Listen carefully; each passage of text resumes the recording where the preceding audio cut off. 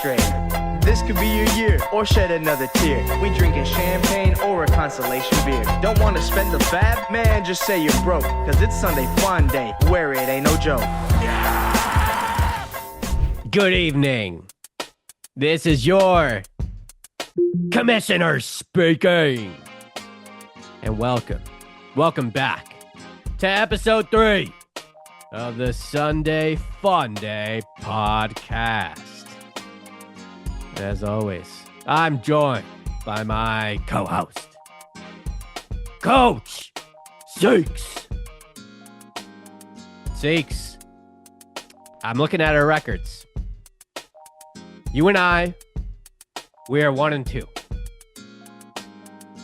What would you say the theme of this week would be? I picture you and me. We're bringing back our 1-2 crew, like the OG high school jackets. Maybe I get a jersey, I make it into a towel, I smack you in the bum. We're ready to go, man. I can feel the electricity, man. The 2-2 crew is here. We're here to stay. We're not 1-2.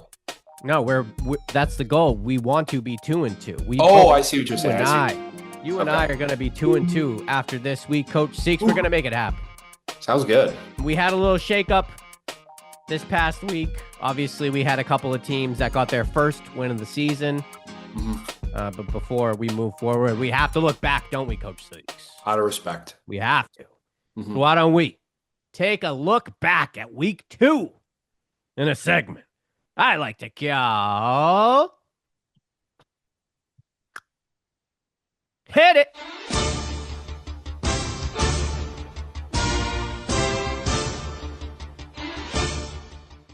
All right, let's kick it off here, Coach Seeks. Yep. We had a matchup between Brando's Country, Let's Ride, and the Boxy Man. And not much to say here other than Brando won this one pretty easily. Jordan Mason is a highlight player here. He had 116 rushing yards, 2 touchdowns, 23 points for Brando. That's a locked-in RB1 for that squad. Huge for Brando's Country. He was able to seal the deal on Monday Night Football. Coach Seeks, he had 33 points. As Brando's Country, he wins this one pretty easily over your dear beloved Boxy Man. In a 140-111 final. Mish, we had a really good one to follow that one. It was the tale of the 2 unbeaten teams. Someone had to win. We had a tribe called Brave taking on RMO. And I know in this one that it was going to come down to a very random player. I just felt like someone randomly was going to step up. That ended up being Mr. David Montgomery, who was putting his flag in the ground. He may well be the best flex player right now. He had 151 rushing yards, 2 touchdowns, 29 points. All that Brave really needed this week. Thankfully, Mr. A.J. Brown showed some life, 22 points, touchdown. I do want to point this out to RMO. He did lose. He is still winless, but he had all of his players meet or exceed the expectations of their projections. So we'll see if he can bounce back this week. Final score there, 140-123. Yep.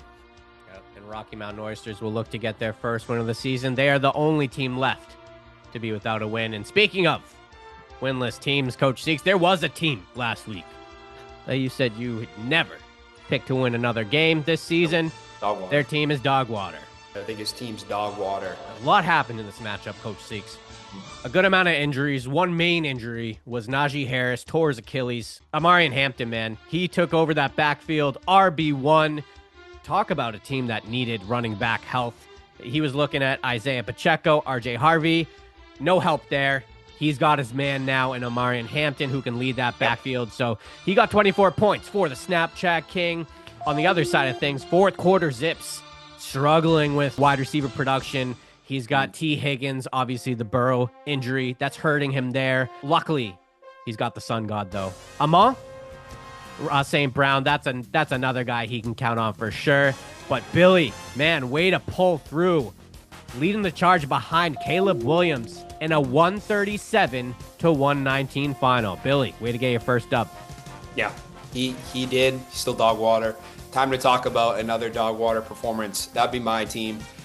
We took on Kevin. We took on James. It was those Tiger Sharks. And here's the thing. You had actually been the person that had pointed this out to me. They're like, no JSN, Jackson Smith Manjigba was not going to be playing. He was sick. He was not sick. He was sick of being told he wasn't playing because that man showed up. He was the difference maker in this one. He ended up having a touchdown, 20 points, simply being the reason why they won.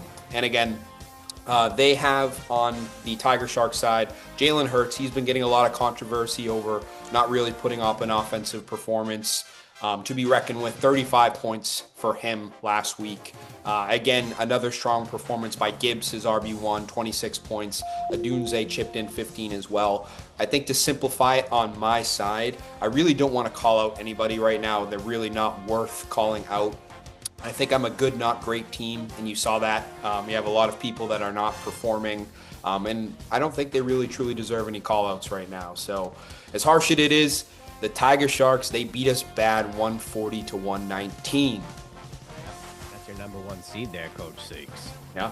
Tough one there. Let's take you over to the last matchup of the week, Coach Seeks. We had a showdown. Well, this one was close.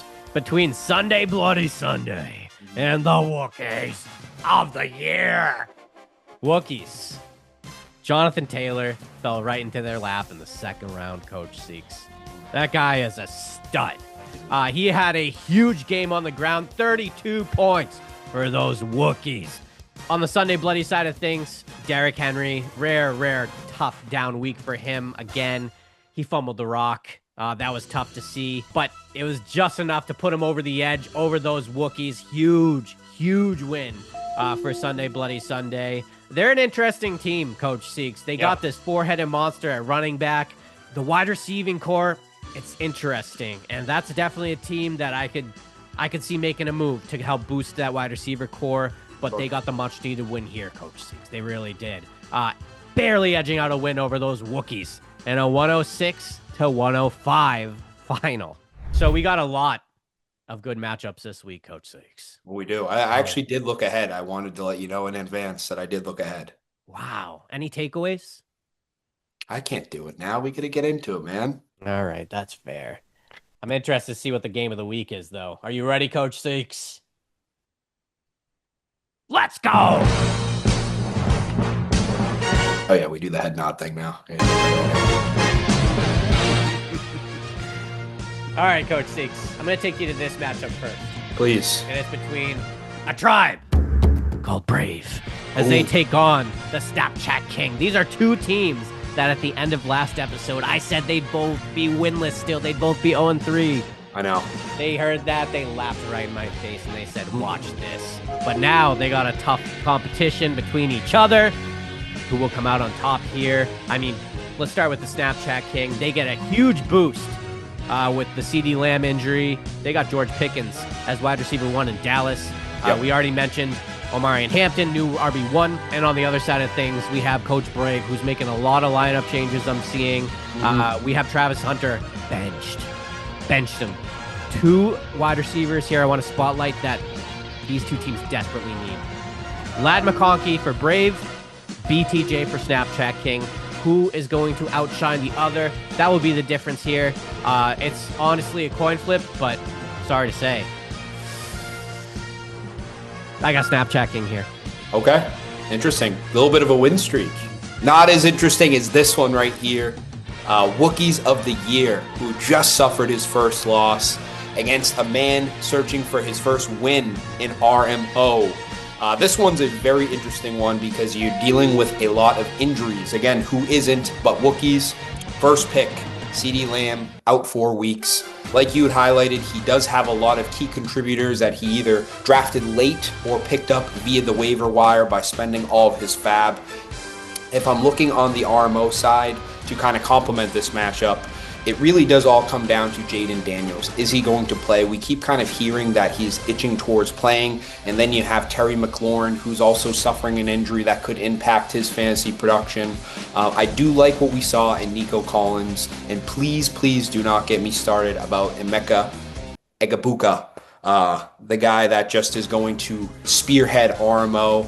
I think he's going 0-4 though. I'm gonna go with Wooks. Honestly, I think he's going to be watching Wednesday feet up and just knowing he got the W. Shout out Wooks.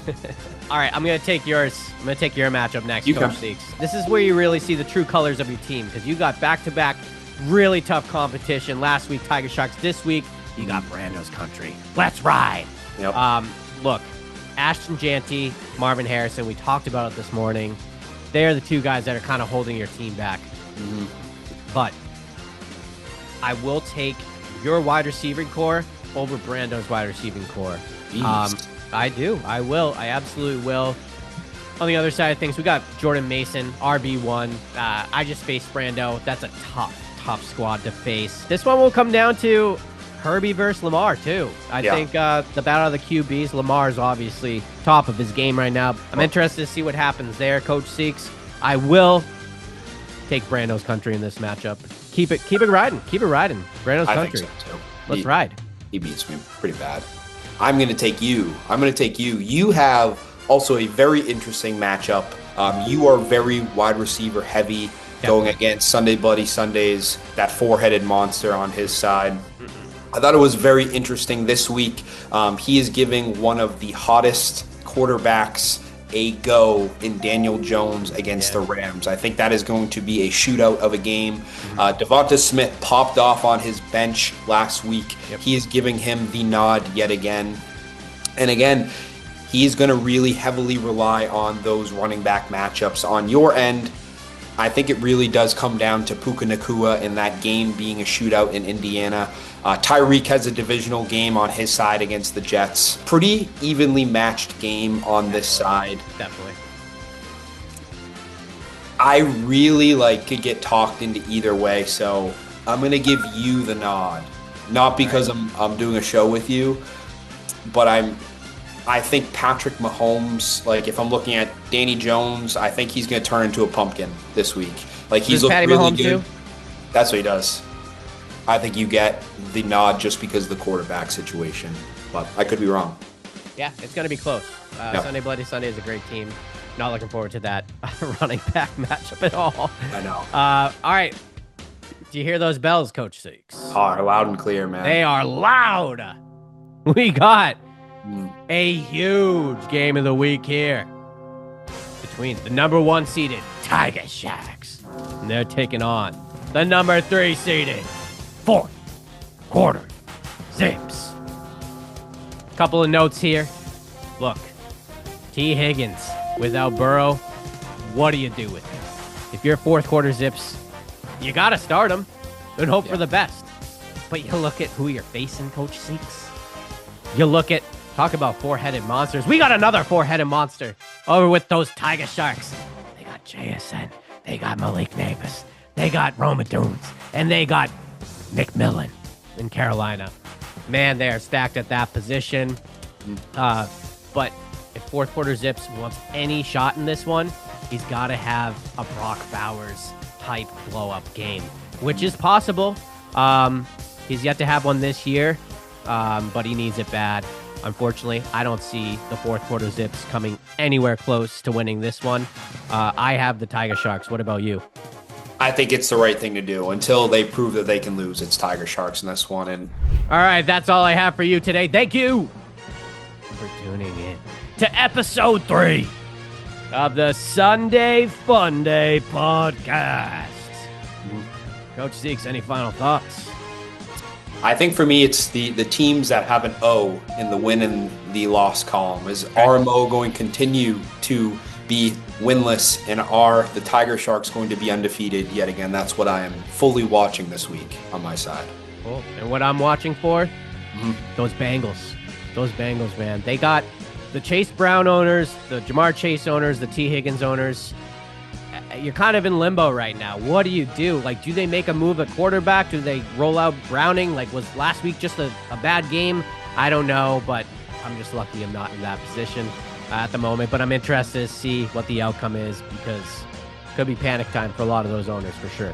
I'm seeing a lot of Jamar trades, which is crazy. Really? That's not the guy you ship out. Maybe Chase, but do you think Billy would ever? Do you think he'd ever trade Jamar?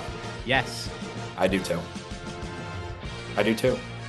I feel like every player on Billy's team is up for grabs. Yeah, same. And with that, I wish you all the best of luck. Except for you. Sunday, bloody Sunday. Be a dogfight. Dogfight. This is your commissioner. Signing off.